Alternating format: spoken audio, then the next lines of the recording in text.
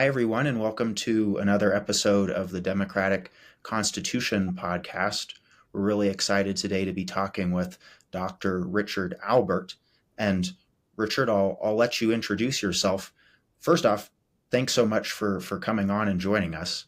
And I'm curious how you became interested in the Constitution in general, and what the work is that you do. Well, thanks so much for having me. It's really a pleasure to have the chance to talk with someone who is as interested in constitutions as I am. I'm a professor of constitutional law at the University of Texas at Austin. I teach at the law school. I teach at our Department of Government.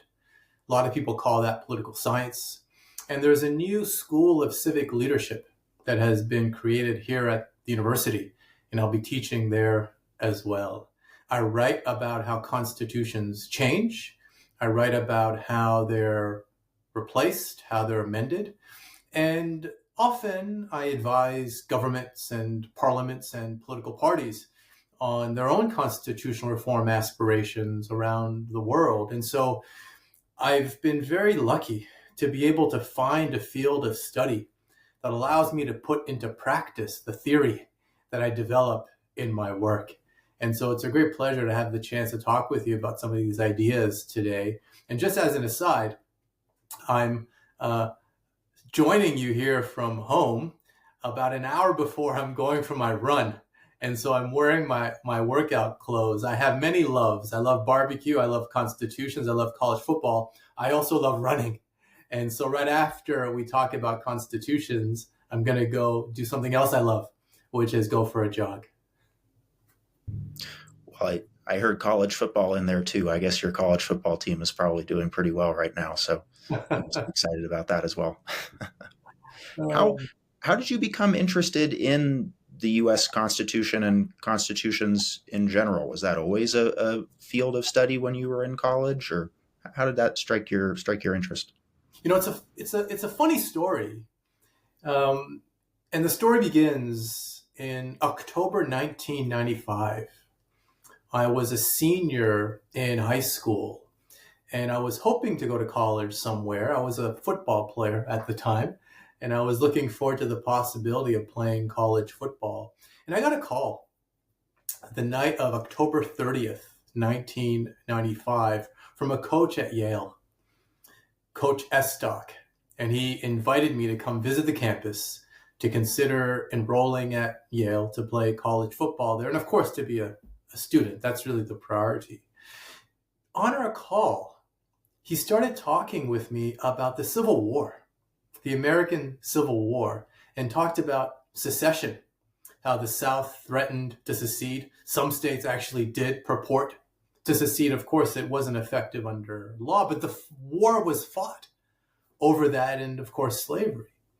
And that's really what planted the seeds for my interest in how constitutions change. Of course, they change when you amend them using the formal legal rules of change codified in the text of the Constitution. But they can change as well through war, through imposition and conquest. So I did end up going to Yale. I enrolled at Yale for college, and I stayed there for law school. And in the interregnum between college and law school, I had a couple of months, and I started reading about constitutional reform. And I stumbled upon a paper written by someone who would later become a supervisor of mine and a colleague, and that's Bruce Ackerman. In the year 2000, he published a paper that was so influential to me in the thinking that I do on constitutions and constitution making. The paper is called The New Separation of Powers, and it's a paper in which Ackerman argues that the American model of presidential separated powers is not the optimal one. And he points our attention to other models around the world that are better for democracy, for self-government, for the rule of law and constitutionalism. Governments that he believes, forms of government that he believes are better to produce democratic outcomes and generate the public goods that we all want for ourselves and our loved ones. And so that's my journey to constitutions. Began with football, constitutions, and then Bruce Ackerman. And here we are. Well, I always like hearing folk stories of how they become interested in the Constitution or just whatever they're interested in. I actually have another friend who started his college career in football and then became very interested in some of these similar fields. So that's pretty interesting. Oh, yeah. And certainly Bruce Ackerman too. I mean, I suppose you read a certain number of papers or the literature about constitutions. At least folks have written about the U.S. Constitution, and certainly Bruce Ackerman's name comes up a ton. He's also an influential comparatist. This paper, of course, is well rooted in the study of constitutions from a comparative perspective. He's written a recent book called Revolutionary Constitutions, which is the first of what is anticipated to be a series of 3 volumes on how constitutions come about. What are the forces, the dynamics, the driving impulses that cause peoples to adopt constitutions, to replace constitutions? And so I went to Yale for law school. I studied with Bruce Ackerman and Akhil Amar and Jack Balkin. In fact, my very first job was as a research assistant to Jack Balkin in my first year of law school. And so I completed that degree. I then served for a year as a law clerk to the Chief Justice of Canada. Then I practiced for 2 years at a law firm, knowing that I would practice for no longer than 2 years. Indeed, I made it barely 2 years. And then I returned to school. I went to England and I did a degree at Oxford, again, studying constitutional law, constitutional theory with some greats like John Gardner, Nicholas Barber, Allison Young, Dennis Galligan. After that degree, I returned to the US and I did a graduate degree at Harvard, where I studied with Mark Tushnet, who was my supervisor, and also Sandy Levinson, who is my colleague here at the University of Texas at Austin. But as you may know, he spends every fall semester at the Harvard Law School. And so I got to enroll in one of his courses. And I have to say, I began my career as an Ackermanian, and I still very much am an Ackermanian, but I am now fully and squarely a Levinsonian in the way that I understand the U.S. Constitution. That's very interesting to hear you use those terms. It was Sanford Levinson's book, if I remember the title correctly, Our Undemocratic Constitution, which was one of the first books, along with The Frozen Republic by Daniel Lazaire, that I first read about the U.S. Constitution. And I have certainly found a lot of Levinson's work to be very provocative, very informative, and also very accessible too, I think, which is very important. Yeah, I endorse all of that. And I teach a course here at the University of Texas at Austin for law students and for undergrads. I teach it separately. The syllabi are different, but the core of the readings is the same, which is that book that you mentioned. I assign Our Undemocratic Constitution. We go through it chapter by chapter, along with other readings, but it's really a deep dive into the democratic bona fides or not of the U.S. Constitution, whether it's possible to aspire to Sandy Levinson's wish and ambition for the U.S. Constitution, that it finally at last become a democratic constitution, because of course it wasn't conceived as a democratic constitution. It's a Republican constitution, not a democratic constitution. But that's what we discuss in my courses. In fact, I had my first class session yesterday with my undergraduate students, and they love it. They really do love these subjects because many of them want to go to law school. So this is kind of a step in that direction, just to see how the jacket fits. They're trying on the clothes. Are they going to keep it or not? We'll see if they choose to apply for law school afterward. This is all very interesting. And actually, your discussion about your class and your students feeds well into one of the first really meaty questions that I wanted to ask you. I personally came to think of the Constitution not through a high school class or even really college. It was after college And it was through a socialist organization that I was in. And we looked at the 1912 program of the Socialist Party of America. And there they talk about the Constitution and all the various problems in the Constitution. And I had no idea at the time that this was anything that socialists cared about, what the Constitution looks like, what our political structure looks like, so on and so forth. And so I'm aware sort of where constitutional discussions are happening within a community that would call themselves socialists and explicitly the Democratic Socialists of America. And I've noticed an increase of constitutional language, but specifically constitutional critique within that section of society, if you will, within that community, calling out the Constitution, making particular demands. And at the same time, it seems to me that we're seeing an uptick or increased discussions perhaps around the Constitution in the academic community, if you will. So that's been going on for a little time, but No Democracy Lasts Forever by Erwin Chemerinsky at UC Berkeley Law, The Constitutional Bind, Aziz Rana, Tyranny of the Minority, Daniel Ziblatt and Stephen Levitsky, another book, Making a New American Constitution by Van Cleef, and then your article, which is going to frame some of our discussion, The World's Most Difficult Constitution to Amend. And we'll get into that article in a little while.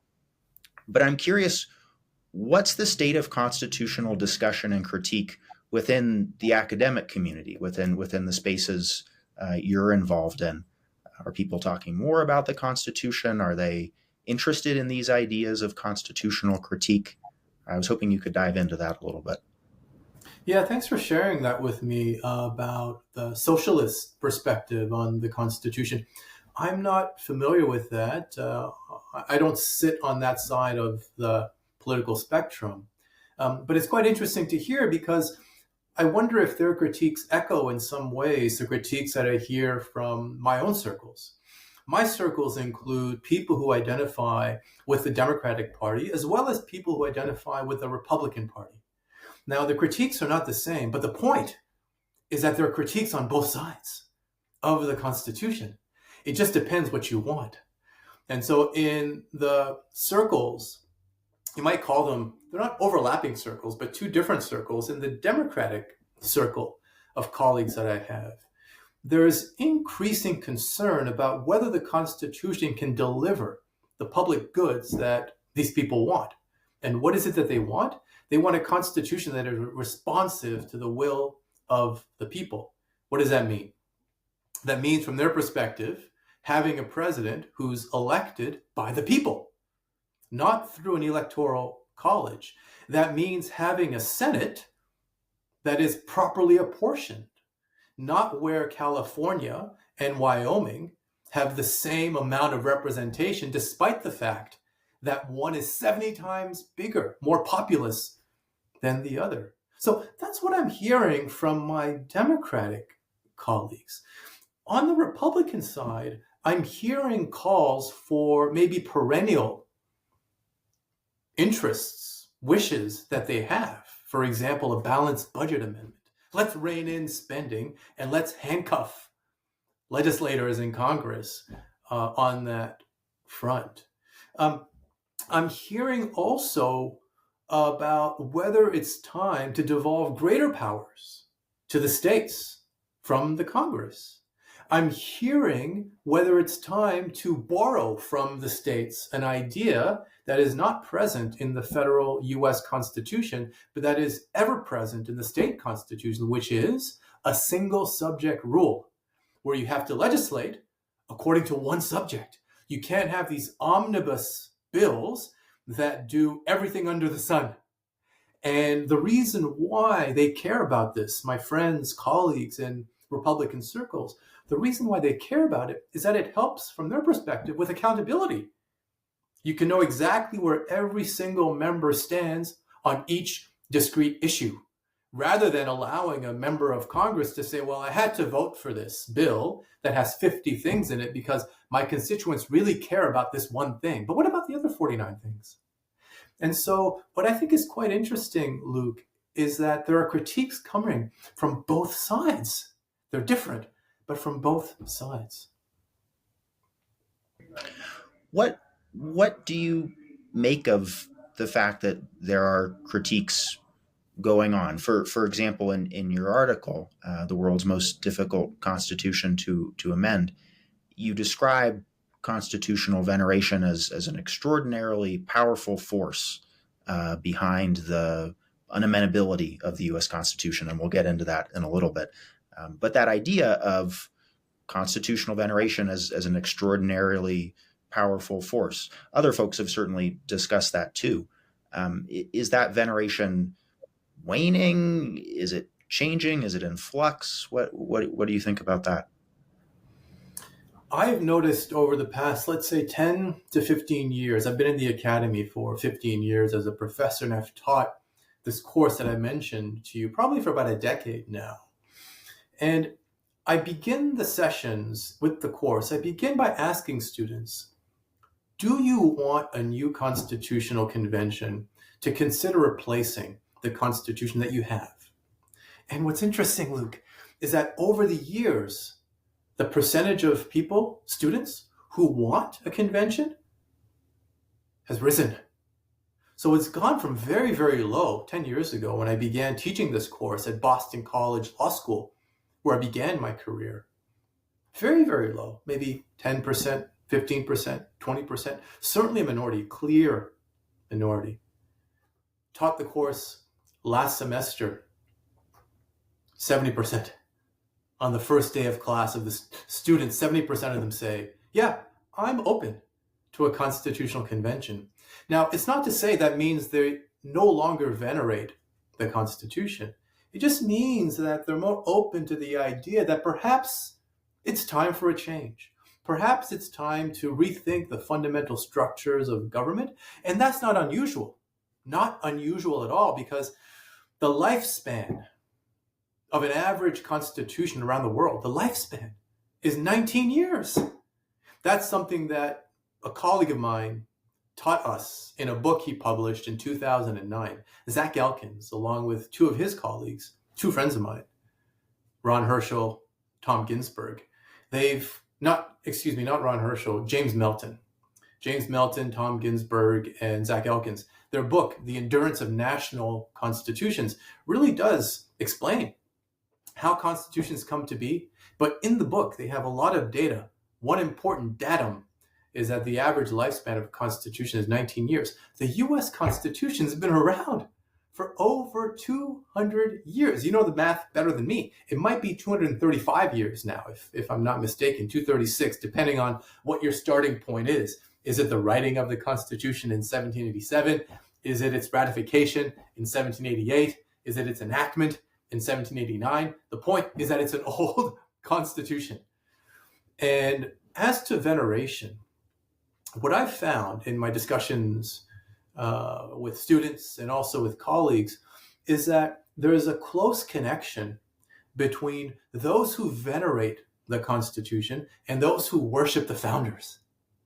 And so the veneration is for the founders. It's for Madison.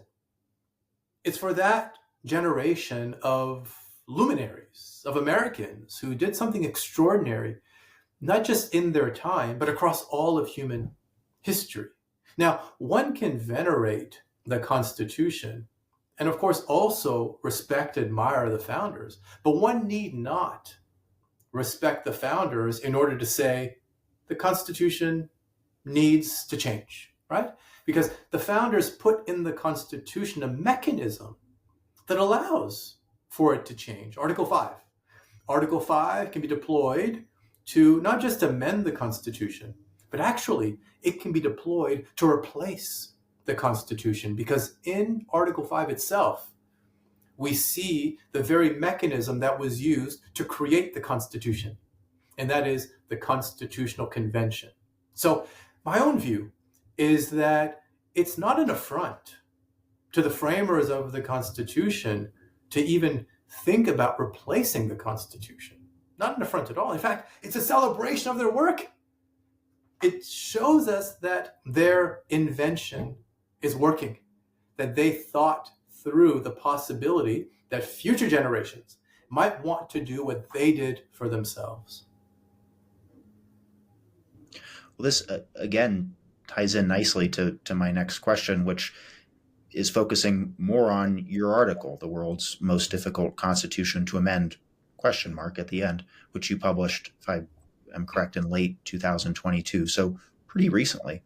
Um, why, just to put it simply, why did you write this article? Why, sitting down in the early 2020s, did you think there was a need to question the amendability of the Constitution? It's an interest of mine to look around the world and play a parlor game. It's a parlor game that I play with my colleagues at conferences, when they come visit me here at the University of Texas at Austin, when we Zoom or talk. Parlor game. What's the most difficult constitution to amend? And you know what's interesting is that a lot of my colleagues, they take pride in claiming that their own country's constitution is the world's most difficult to amend. We play a similar game with the question, which is the world's most powerful court?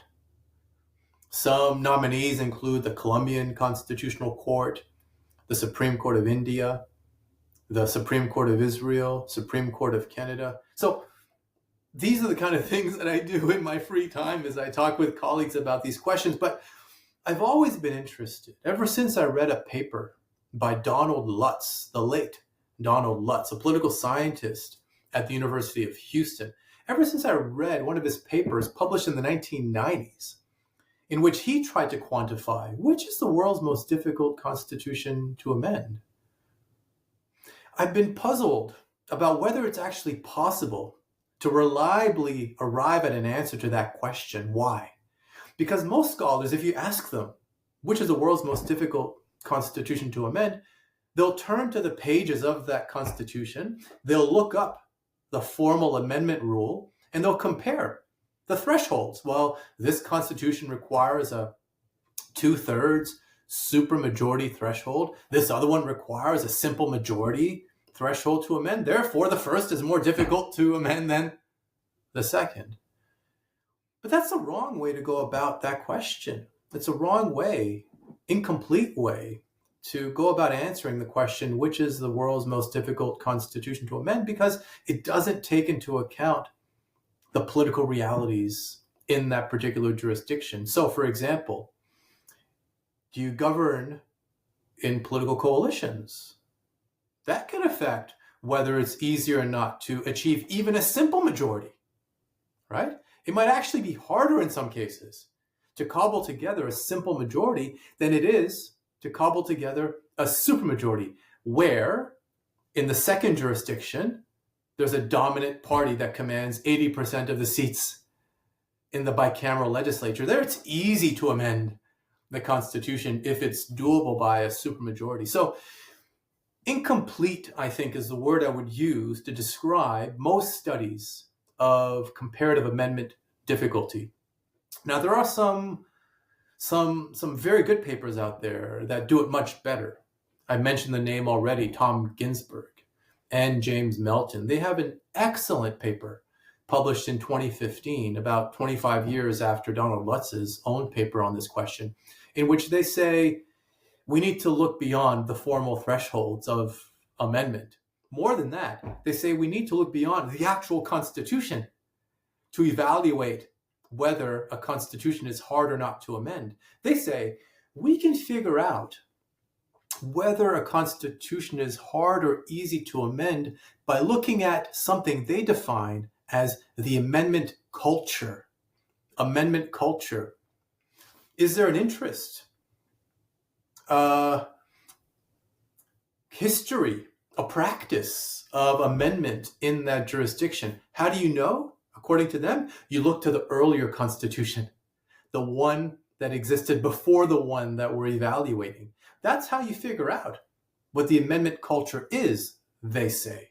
Now, I think there are some questions I would want to ask them about that paper, but you see, it's kind of amendment difficulty studies 2.0. It really does improve on the Lutz study. The Lutz study at its time was innovative, was revolutionary, but you can always improve on things. And so I wrote that paper to ask some of these questions. How can you really tell whether a constitution is hard to amend? My own view is that the US Constitution is must be one of the world's most difficult to amend because it hasn't been amended in a long time. The most recent amendment was 1992, the 27th Amendment. Some people don't even count that as a proper amendment because it took over 2 centuries between the date of its proposal, 1789, and the date of its ratification, 1992. Some people claim that there are doubts about its legitimacy, legal doubts about its legitimacy. So if you don't count that one, then you got to look to the next most recent one in the US if you want to find out what the real last amendment was, and that's in 1971. So if that's the answer, that's 5 decades ago. That's the last time the US Constitution was amended. And so that's one marker to me that suggests there's something difficult about amending the US Constitution. Another marker of amendment difficulty is that there have been over 12,000 proposals introduced in the Congress to amend the US Constitution. Only 33 have been voted yes. And of those that were sent to the states, the 33, of those only 27 have ever been ratified. So that amendment rate, the success, that itself is another marker to me of amendment difficulty in the United States. And all of that is compounded by the culture of constitutional veneration that you mentioned just a moment ago. That too complicates amendment in the United States. And so for all of those reasons, I thought it was time to write a paper that doesn't declare that the US Constitution is the world's most difficult to amend, but raises the question as an invitation to other scholars to begin their own inquiries to say, well, what's happening in my jurisdiction? Are there similar phenomena here that we see in the US? And then I'd like people to begin comparing their jurisdiction to the US, their jurisdiction to others, so that at the end of the day, whenever that day comes, we can more reliably have an answer to the question, which is the world's most difficult constitution to amend? Not because we can do anything with that in terms of constitutional design. We can't do that. Like, for example, if you were creating a new constitution, and for whatever reason, you wanted it to be as difficult to amend as the US Constitution. I don't know why you'd want to do that, but if you wanted to do that, it wouldn't work for you to transplant the US Constitution into your jurisdiction, because there are other non-written phenomena that actually make it difficult to amend.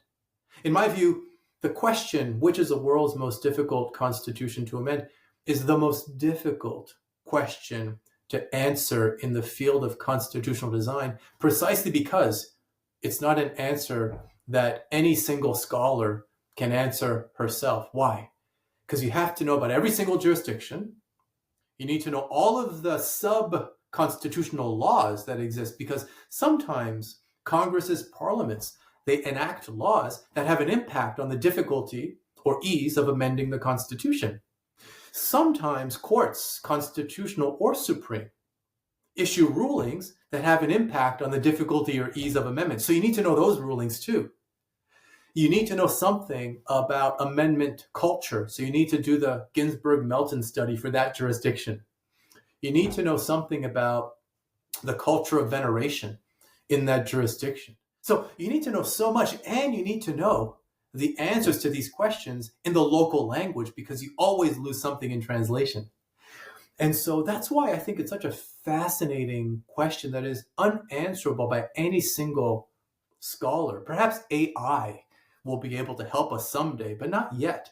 So I'm very curious about the question. So I used that paper as an invitation to scholars to paint a picture about how difficult it is to answer the question, also to make a case for why the US may be the world's most difficult to amend, and to say, let's continue our collaborative inquiry into what Constitution really is the world's most difficult to amend. And if I'm correct, this is what you call in your paper constructive unamendability, basically saying it's not enough to just look at the formal rules, if you will, though there's a place for that, but to also take into account these other various elements, including constitutional veneration, but then also just, well, how have things played out throughout history? Something might look one way on paper, but if the way that thing has played out for X number of years points you in a certain direction, you would then conclude, well, that in and of itself tells us something. There's basically more context that needs to be taken into account, I suppose. That's right. I use the term constructive unamendability to explain what I think is a very interesting phenomenon in the United States, which is that the Constitution is freely amendable under law. If you want to amend it, there's a pathway to do it. But despite the fact that there appears to be political will to make some amendments, it's impossible to do it. But it's not because there's a legal barrier to doing it. There are political barriers to doing it. And I contrast constructive unamendability with two other forms of unamendability that we see around the world. So part of what I do in the paper is try to disambiguate these three forms of unamendability. The US Constitution is unamendable, but not the same way that other constitutions or parts of other constitutions are unamendable. Here's an example. Some constitutions will expressly declare in their text that this rule or that rule is unamendable. So, for example, in the German Basic Law, the Constitution says that human dignity shall be inviolable. That's Article 1, Section 1. Article 79, Section 3 refers to Article 1, Section 1 and says, by the way, Article 1, Section 1 can't amend it. Unamendable. That's an example of what I describe as codified unamendability. There's a written rule in the text of the Constitution that says that thing over there you can amend. In other words, even if 100% of people subject to the jurisdiction of the Constitution want to change it, you can't do it lawfully. Now you can do it, but you have to replace the Constitution. You can't do it under that existing Constitution. That's just one example of codified unamendability. Many examples of codified unamendability around the world. In France, for example, the Constitution there says that the republican form of government shall be unamendable. Or in Turkey, the secular character of the state is unamendable. In Brazil, federalism is unamendable. All of these are examples of codified unamendability. A second form of unamendability is what I call interpretive unamendability. Interpretive unamendability. This arises where some authoritative actor in a jurisdiction says, by the way, the text of the Constitution makes nothing unamendable, but we tell you that this thing is unamendable, even though there's no written textual referent to that effect in the Constitution. Most often, this arises when a court of last resort in a jurisdiction, reviews the constitutionality of an amendment that is procedurally perfect. In other words, political actors have followed all of the rules in the text of the Constitution for the steps along the way, the sequence of amendment. They followed them to a T. Someone nonetheless says this amendment violates the unwritten rules of the Constitution. It goes to a court, and the court says, yes, the amendment, although it's procedurally perfect, it violates an unwritten rule in the Constitution. And so the court makes something interpretively unamendable. So we have examples of codified unamendability that I've given you. The second form of interpretive unamendability has examples as well. Colombia's constitutional court has declared unconstitutional amendments because they would replace the Constitution if they were allowed to proceed. So the court is saying there are unamendable rules in this Constitution, such that if you allow this amendment to violate those unamendable rules, you'd actually be creating a new Constitution. And you can't do that with the power of amendment. In India, the Supreme Court has invalidated amendments because, in its view, those amendments run afoul of the basic structure doctrine, the idea that the Constitution, even though everything can be changed by amendment, it has a basic unwritten structure that must endure if this Constitution is to remain the Constitution. And so the court has invalidated amendments that, in its view, would replace the Constitution. Now, the court has not said you can't make those changes if you want to make them. You can. You just must write a new Constitution. And so you have the first form, codified unamendability, written in the text. Interpretive unamendability, some authoritative actor says you can't do that even though there are no written rules to the contrary in the Constitution. And then the third form, constructive unamendability. Nothing in the text is unamendable. No authoritative actor says you can't do this. It's a third form. You actually can't do it practically, logistically, mechanistically. You can't cobble together the majorities needed to amend the Constitution, which is not to say, by the way, that the U.S. Constitution has always been and will always be constructively unamendable, because it's been amended. In fact, it's been amended in bursts over time. In fact, 100 years ago today, there were 4 amendments in the span of 7-8 years during the Progressive Era, actually about 110 years ago. So that was a time in which amendment was actually quite easy in the United States. In fact, so easy that congresspersons introduced amendment proposals to make Article 5 harder to use. And so the point about constructive unamendability here is not that it's an affliction that lasts forever. It's that it's a temporary thing. It could be temporary for 100 years or temporary for 1 year. It just depends. I believe that at some point it will be possible again to amend the U.S. Constitution, but today it's impossible. That's why it's constructively unamendable. As you're talking, there are 2 things that are coming to mind. One is just the importance and the place of doing comparative constitutional studies to be able to say, what does this other country do? What does this other country do? That might seem obvious in a certain sense. If you want to understand something, well, you would do well to compare it to other things. Though, just as an aside, I was talking with someone recently, and they were saying that perhaps comparative constitutionalism is, I don't know, making some sort of comeback or is a little bit more popular these days. That's a side thing, but I think ties into that question of what's happening with the reverence, if you will, for the Constitution. Certainly something that you think is perfect, I would imagine, or very good, let's say, you'd be less inclined to compare it to other things because why? What's the point, perhaps? And then the other thing that's coming to mind when you're talking about constructive unamendability, and you can tell me if this is a good example, but the Senate, when it comes to changing representation within the U.S. Senate and saying, well, yeah, you can do it, but every state, including the ones that would lose out, would have to agree.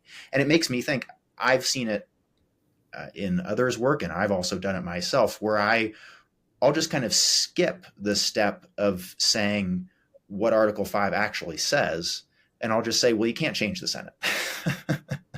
I won't list the rule because the rule doesn't say you can't change the Senate. I'll just make a shorthand for it and say what I think is the outcome of what's being described. So that just seemed to tie in well with what you were saying. You're absolutely right. It's important to stress that the equal suffrage clause in Article 5, that is constructively unamendable. It's not unamendable by design. The framers did not make it unamendable. They could have, because they were aware of this technology. They were aware that a constitution could actually prohibit certain items from being changed under that constitution. They came from states, right? And they gathered in Philadelphia. But coming from states that had their own constitutions, they knew that those constitutions, some of them, about 6 or 7 of them, actually made certain things unamendable. So it wasn't a foreign technology to them. And I have to say as well, there are a couple of other points that reveal to us that they were aware of this technology. One is that they made something unamendable in the text of the Constitution, but that has since expired. So there is an example of codified unamendability in the U.S. Constitution. It just has expired. It expired in 1808, and that was a rule that prohibited Congress from interfering with the international slave trade. Codified unamendability. Second is that before the Equal Suffrage Clause was written as it is, which is to say, you can amend the Constitution provided that no state shall be deprived of its equal suffrage. That's not the exact term, it's the phrase. It's provided that no state without its consent shall be deprived of its equal suffrage. That's the exact language that appears today, but in earlier drafts of that part of Article 5, the framers actually made it unamendable using the technology of codified unamendability. They ultimately chose to discard that and instead to put in the words without its consent, leaving the door open to the possibility that it could happen, but of course, making it practically unamendable, because which state do you know would ever agree to losing one senator while all others get 2? So they made it constructively unamendable. They could have used codified unamendability, but they didn't. Now, you have made a point that I think is it's worth dwelling on for just a moment, which is however can you change the composition of the Senate when you, let's say, remove a senator from Wyoming? How do you actually do that? What's the procedure to do that? Article 5 lights the path to doing that. You need the consent of the state whose suffrage will be changed. Now, the question that raises is whether you need the consent of just that state over and above the 3/4 of the states needed to ratify any amendment, or do you need the consent of all of the states in the Union? Because if one state gets 1 senator and the other states will keep their 2, well, the ones that have 2 senators have unequal suffrage in relation to the one that has 1. And if the language of Article 5 is read in a peculiar way, it is read to mean that you need the consent of even those states that have still 2 senators and no longer just 1. So it's an interesting question. Sandy Levinson, my colleague here at the University of Texas at Austin, he believes that changing the Equal Suffrage Clause requires the unanimous agreement of all states. Others say no. Others say you need to get 3/4 approval plus the consent of Wyoming, for example. And then still others say you just need the consent of 3/4 of the states, and that 3/4 can include Wyoming. So I don't want to pick on Wyoming, of course. I have nothing against Wyoming. It's just that it's the least populous state. We could have used Illinois or New York or Texas, for example, in this discussion. But the point is that there are 3 ways of reading what's required to remove a senator from a state. 3 ways of reading what the Article 5 rules are on that. Unanimous agreement, 3/4 plus the state, or 3/4 that can include the state.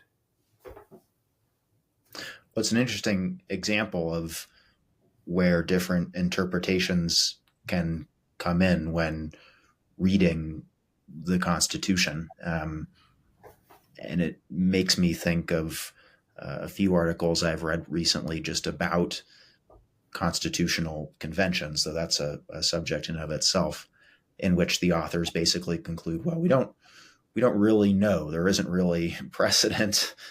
Some people say this, some people say that. You start to enter this sort of gray zone, if you will. Um, anyways, a particular thought that came to mind. Yeah, no, it's a fun one to talk about because we know very little about how a national constitutional convention would run. We know very little about that. Why? Because there's only been one, and it was held before the Constitution of the United States was enacted. It's not to say we have no guidance at all, because there have been about 230 state constitutional conventions. And so that's a very useful repository of precedent to draw from. I'm not saying that it's an easy one-to-one relationship between a state constitutional convention, the 230 of them that have been held, and then designing rules for a national one. No, I'm not saying that it's easy. Just that there's a body of evidence there, a body of practice that we can draw from if ever this is to happen again. To come back to your article about Article 5 and amending the Constitution, I read your article and I came away thinking, though I don't think you state it explicitly, just that the evidence that you put forward and the way things are framed and some of the quotes you use, and I'll share one of those in a sec, left me with the impression that you're not necessarily neutral on this question about whether or not the Constitution being difficult to amend is a good or a bad thing. So for example, you quote William Cobbett, and I looked up Mr. Cobbett, and an Englishman who, among other activities, was very much against the rotten boroughs system, which, though perhaps a little more extreme than the U.S. Senate, I think has some parallels in terms of unequal representation. But you quote Cobbett to say that the great right of all, this is Cobbett speaking, the great right of all, and without which there is in fact no right, is the right of taking part in the making of the laws by which we are governed. And then you later connect Cobbett's statement with the French Revolution's rights of man and citizen. So why do you bring in Cobbett and the French Revolution into this discussion about the U.S. Constitution? There's something that connects Cobbett, the French Revolution, and the Declaration of the Rights of Man and the Citizen, connects those two things to Article 5 of the United States, and it's revolution. That's what connects them. Why? It connects them because Article 5 was designed to domesticate revolution, to borrow a phrase from the late Walter Dellinger. Article 5 is intended to make possible all kinds of constitutional reforms to the U.S. Constitution, whether big or small. And it was designed that way so that there wouldn't be recourse to arms to make changes to the basic form of government. You needed a revolution in France. Cobbett is making possible thoughts about revolution when people feel oppressed. They should know, feel secure, feel confident that when they rise up, that they're doing so in the name of the ultimate right of rights, the right to choose one's own form of government. Article 5 gives Americans that power. It tames violence. It actually removes it from the equation, and it says, do whatever you wish to do in the name of self-government. Here's a legal pathway to do that. We've built it for you.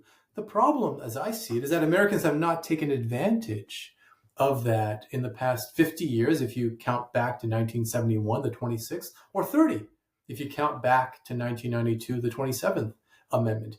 And there are many things that Americans are clamoring for that they want to see in their Constitution.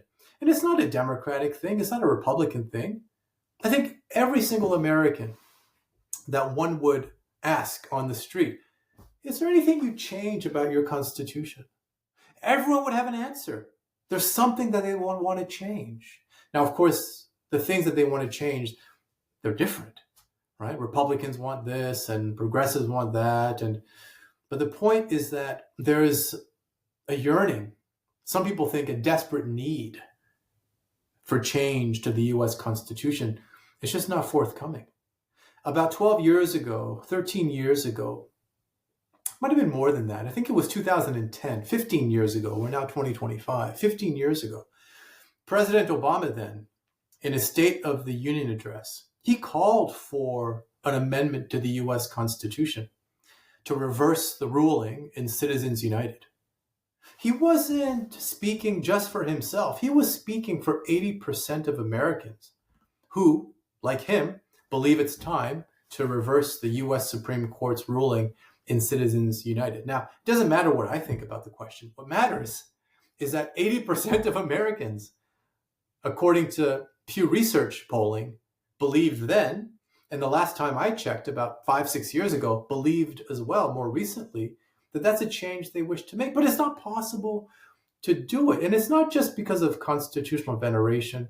It's not just because of the high thresholds of reform in Article 5. It's because of the deepening political polarization that really takes constitutional reform off the table. And so this is not a Democratic agenda, nor is it a Republican agenda. It's actually something that all Americans have in common, is a wish, a desire to be able to change their constitution. One last word on this. The National Constitution Center convened a group of scholars to think about whether they would wish to change the Constitution, and if so, how.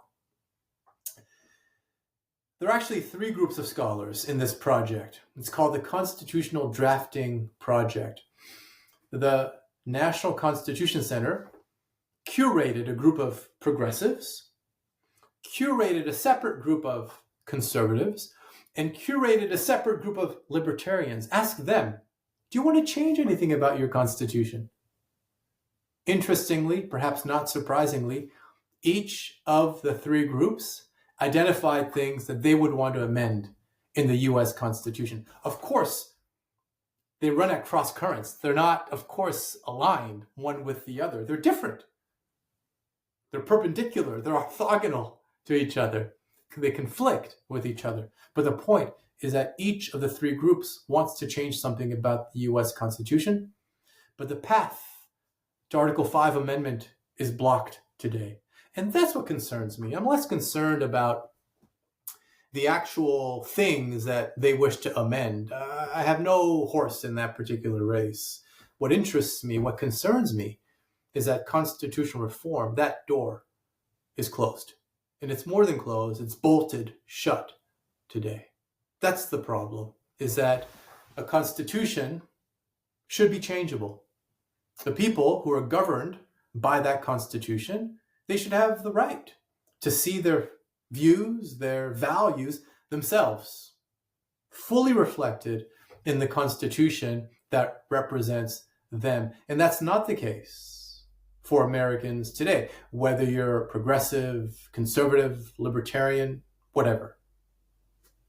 Well, that's what stood out to me about you bringing up the French Revolution and William Cobbett, was to bring in that language of rights. I don't know what you want to call it, rights discourse, so on and so forth. I think there's a lot of power in talking about rights and what rights we feel people have. And of course, that's a whole other topic. But to say, here is a right, the rights of the right of rights, as many people have said in various ways. And then to say, well, why should people in the United States be interested about that? Well, do you have that right? Does your Constitution give you that right? And at least reading your article, then it seems to say, well, here's the denial of this right, to take part in making the laws in which people are governed. I don't know if you would say it as such, or yeah. There's something fundamental to me about a constitution. We can define a constitution in different ways. It's a set of rules that structure government, regulate, establish, create rights. Um, I understand a constitution in maybe a way that um, is different from the conventional understanding of a constitution. So I imagine that when most people think of constitutions, they think of the thing, the paper. You can point to it, you can hold it, you can read it. It's a noun. It's a thing, the Constitution. I think of a constitution in a different way. I think of a constitution as a doing, as an action, as a verb, not as a noun. The idea being that a constitution should be ever in change, ever in constitution, reconstitution, because the people have views and values that are not static, and they need to see themselves and their values reflected in that constitution, precisely because it is their constitution. When they're governed by a text that doesn't reflect their values, I define that thing not as a constitution anymore. It's something else. It's something else. And so that's why, for me, Cobbett's right of rights just resonates so strongly, because that right of rights is what sits at the base of what a constitution is and should be.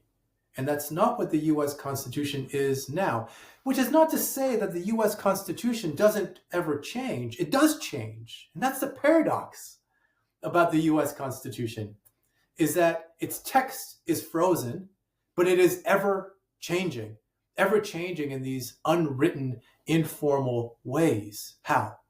By judicial interpretation. When the US Supreme Court issued its ruling in Dobbs, that was a profound constitutional change. Just as it was a change when the court issued its ruling in Roe versus Wade, right? I don't have an ideological interest here in terms of what the outcome of a particular reform will be. I just want to see more amendment activity so that the people can seize for themselves their constitution, so that it is in fact their constitution, that they feel like it is their constitution. I'm actually a Jeffersonian as much as I am a Levensonian. I'm still partly an Ackermanian. I'm a Levensonian. I'm also a Jeffersonian. Why?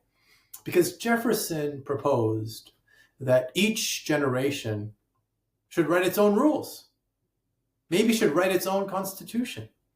That, to me, is, if not the ideal worth aspiring to, something worth thinking about, implementing in some way. I wouldn't be as careless to say that every country should just pre-program its constitution to expire after every 20 years. I wouldn't advise that. But I am partial to what we see in many states around this country, the United States. About 14, 15 states have a rule in the Constitution that says every 15, 20, 10 years, 12 years, whatever the number is that the state chooses for itself, every so often, 10 to 20 years, the people should be asked the question, do you want to change your Constitution, amendment, replacement in some way? If the answer is yes, then that jurisdiction mounts an effort to consider that, a convention where people and their delegates will explore those questions. Now, sometimes they end up proposing a new constitution and it gets adopted, but that's not the point. The point is that the people should have a chance to engage in this exercise, this self-reflection, the capacity to ask themselves the question and then to answer it. Do you want to change anything about your constitution? Rather than having their hands tied to a constitution that they wish to change, but that they cannot change. And that's what this group of progressive Americans, that's what they're looking at, right? They want to change but they can't. The group of libertarian Americans, they want to change it, but they can't. This group of conservative Americans. They want to change it, but they cannot. And that is deeply unfortunate because it doesn't align with what a constitution should be, nor by the way, does it align with the founders' design of the Constitution. The founders' design of the Constitution is a Constitution that ought to be amended. Remember, in the Constitution's first 15 years, there were 12 amendments. And so the founders themselves, the founding generation, they engaged in this amendment activity, this fundamental exercise of constitutional citizenship, which is to use Article 5 to amend the Constitution so that there is never a time when you feel there is a gulf too wide between the Constitution as it is written and the Constitution as you wish for it to be written. Maybe we can close out with this question of change and how change is being framed. This might not be the absolute correct comparison because I think mostly we've been talking about constitutional amendments, and what I've noticed recently is more discourse around an entirely new constitutional convention. But I think the sentiment is the same. The idea of change, is it possible? A constitutional convention would also be very hard. But for example, there was a New York Times article recently, maybe a month or so ago, with this title, "A Constitutional Convention, ? Constitutional Convention, some Democrats fear it's coming." And that, I think, takes this question of change and it frames it a particular way. I think it says, on the one hand, well, constitutional change is a conservative thing. It's something the Republicans want. And then the Democratic Party response seems to be, well, no, stay the same. And then there's another, I think I see another assumption in that, which is to say it's possible, regardless of if some people want it or some people are afraid of it, just that it is possible. So when I read that, my 2 cents are thinking, well, gosh, even if Article 5 was able to be enacted, I see the voting by state, which each state getting a vote in that process, as not being very democratic. It's not on the basis of one person, one vote. It's based on the states. So that then in that sense, sure, if we had a constitutional convention through Article 5, as some people have said, well, then yes, the Republican Party could sort of game that to get what they want. And then with that in mind, yes, then our response, usually the response of some folks in my political circle, is then to say, well, no, we don't want that. Talk of constitutional change is dangerous. In fact, it's playing into the hands of people who we don't want to have a say in changing things. So all that to say, what do you think is going on here? When the Times runs an article with the title of "A Constitutional Convention, some Democrats fear it's coming," do you read that and sort of think, well, what's the chance of a constitutional convention even happening? Do you read that and also sort of see a limiting paradigm in terms of we either have to choose between change that some people might feel is not good versus no change at all? Anyways, wanted to open up that can of worms for you. Yeah, well, when I read that article, I was actually quite pleased that the New York Times editorial team chose to ask a reporter to go report on this, because real estate in the New York Times is very expensive, And if you're going to devote time and resources and energy to writing about something, then you really care about it.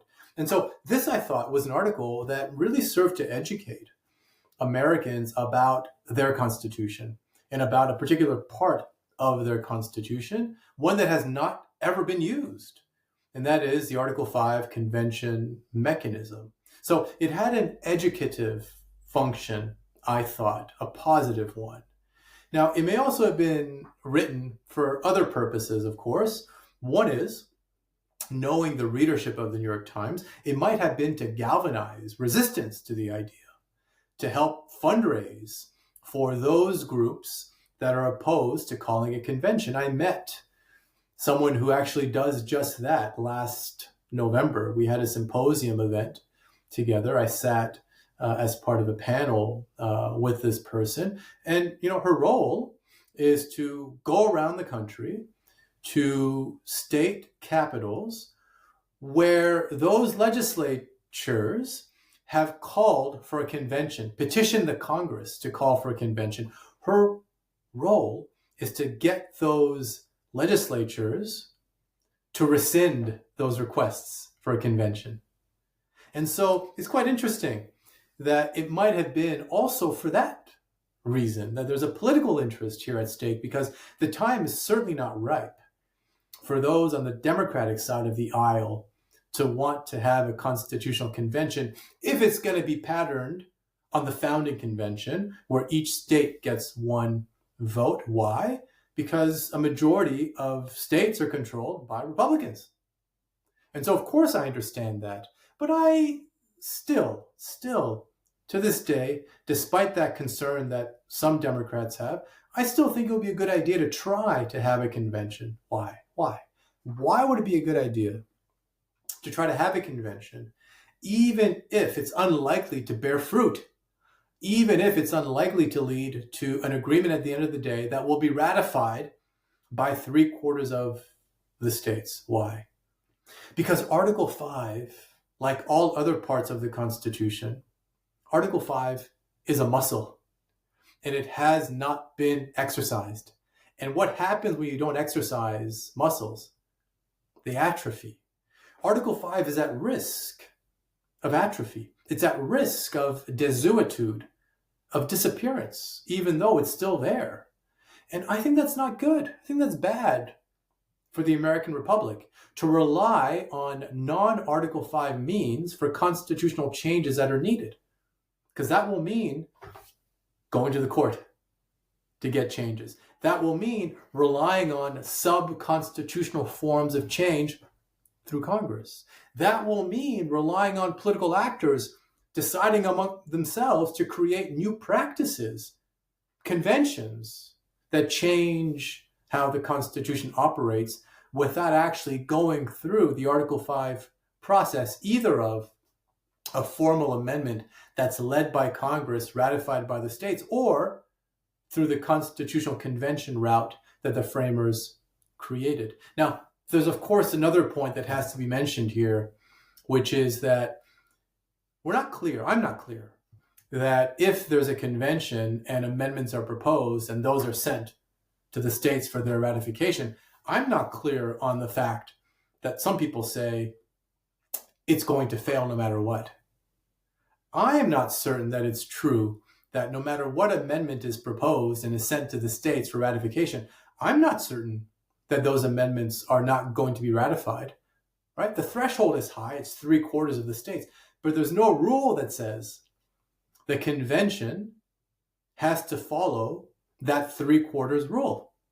The convention can choose to change the rule, just as the framers did in the only national convention that was held.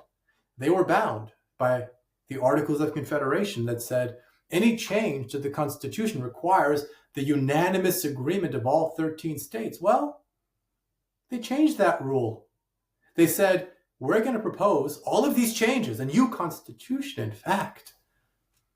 And that new Constitution will come into force when approved by 9 out of 13 states, not 13 out of 13. So there's nothing to stop a new constitutional convention convened today Nothing to stop it from saying, well, you know what? Article 5 says you need 3/4 of the states to approve these amendments that we're sending to the states. Nothing to stop them from saying, actually, you need a simple majority to do that. And so some are concerned about that. I think that's part of what was animating the concern that you read about in that New York Times article, that one side is controlling things right now in the Republic. And if they control the convention itself, they can also control the rules of the game. They can change the rules, write the rules, then change the rules once they're written. That, I think, is what is concerning to a lot of people. My own view is it's still worth thinking about convening a convention, if only to exercise this muscle and to get people who disagree in the same room, talking about the future of the American Republic, talking about the issues that people really care about.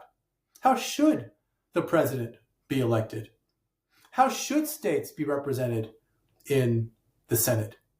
What should be the role of the Congress when it is confronted with dozens and dozens of problems that are confronting the nation, and they have to pass laws to address those problems? What should be the role of Congress? Should Congress pass an omnibus bill? Should Congress be forced to enact responses to those problems in single subject bills? So all of these are questions that are top of mind for different parts of the country. Why not get people together to talk about them and then see if they can reach some agreement? I doubt that agreement is possible on those issues, but agreement may be possible on other issues. And if that happens, then that begins to build momentum for lessening the polarization in the country, for maybe using Article 5 more frequently, successfully in the years and decades and generations to come. Because right now we have the opposite. Right now the momentum is in the opposite direction. No Article 5, no agreement across partisan divides, and no self-reflection about whether agreement will ever be possible in the American Republic. Well, it's making me think you use a term in your article that I've heard other people use, and I hear variations of it more frequently. That term, I believe, is frozen, is how you put it, but you hear other terms, bind, tyranny, being attached to the type of political system that we have. So I think I take your point, this sense of movement of some sort is what we don't have in many ways. And that the sense of how to create movement, generate movement, I don't know, it sort of makes me think of a dog shaking itself off or something when it's wet. I don't know why I think about that, but something to get things going, just to sort of see what even comes of that, if you will. And then also just thinking about how when things are frozen, it just sort of makes me think of a lot of tension. And then you're right, to relieve that tension, or attempt to relieve that tension, if you will, then yeah, decisions go to the courts or to the executive or to some other, there are all these ways that these things try and happen, which I think people are writing about. People are writing about, well, what's the role of the courts now in the US political system? What the heck is the Supreme Court doing? Or why do we have what's the role of the executive now? Is the executive making more decisions than the legislative branch, so on and so forth? So I see kind of manifestations of I think the problem that you're discussing. Yeah. Well, Richard, thank you so much for coming on and talking with us. This is, of course, just the beginning of the conversation, because I encourage folks to check out your work, and I'll link this particular article that we've been talking about in the description of the podcast. This has been so much fun, and I'm so grateful to you for your interest in my ideas, for sharing your platform And I do welcome contact from your viewers, auditors, if there's any question, follow up about the things we've been discussing. Happy also to send over some publications. I have a book that I wrote some years ago, maybe 3 or 4 years ago, that touches on some of these questions. And I'm working on another book that will dive even more deeply into these questions. So I'm happy to share a copy of that book. It's called Constitutional Amendments, Making, Breaking, and Changing Constitutions, published by Oxford University Press. So if you like, Luke, I can send you a copy, a PDF copy, and you're welcome to share that with your viewers and auditors. But what a pleasure to have the chance to chat with you about these subjects. Thanks so very much.